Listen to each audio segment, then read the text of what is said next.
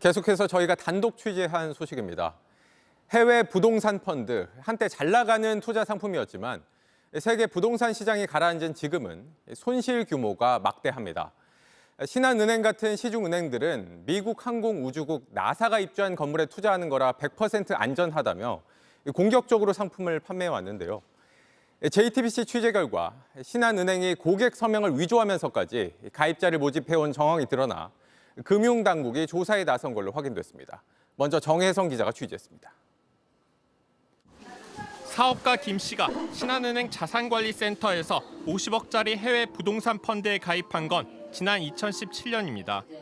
해외 국가기관이 새들어 있어 무조건 안전하다는 은행 직원 설득이 결정적이었다고 합니다. 국가에서 이제 운영하는 기관이기 때문에 뭐 나사나 EU가 망하지 않는 이상 전혀 디폴트 될 위기는 전혀 없다. 그 리스크는 전혀 없다. 이렇게. 때마다 금리를 웃도는 배당을 주고 5년 후 건물의 증권을 팔아 투자자에게 나눠주는 상품인데 당시엔 없어서 못 팔 정도였습니다. 신한은행이 판매한 두 펀드만 500억이 훌쩍 넘습니다. 하지만 2년 전부턴 배당은 10분의 1 토막이 났고 아예 끊긴 적도 있습니다.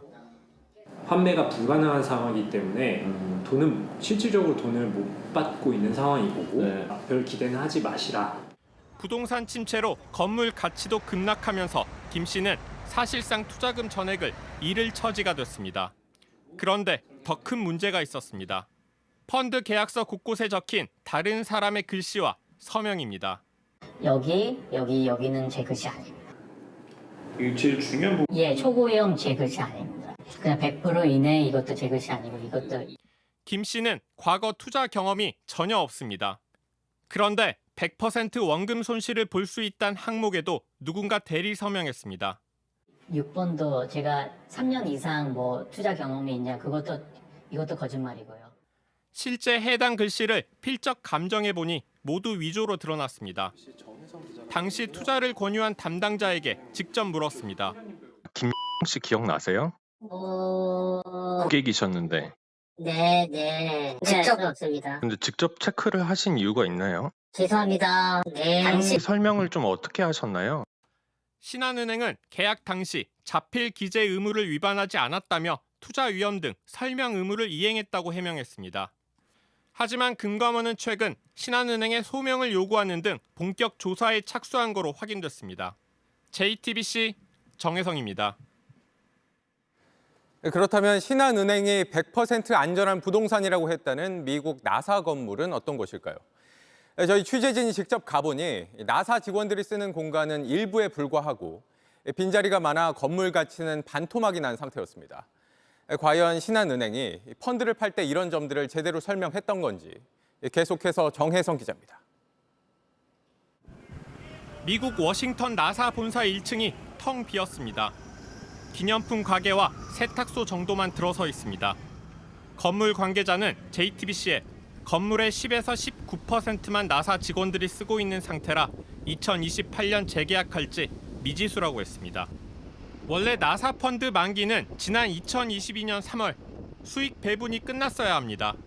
하지만 건물을 사겠다는 사람이 없어 만기가 5년 더 연장됐습니다. 7년 새 건물 가치는 반토막 났고 5년 후도 장담하기 어렵습니다. 해외 부동산 펀드는 현지에 설립한 특수 목적법인 SPC가 중심입니다.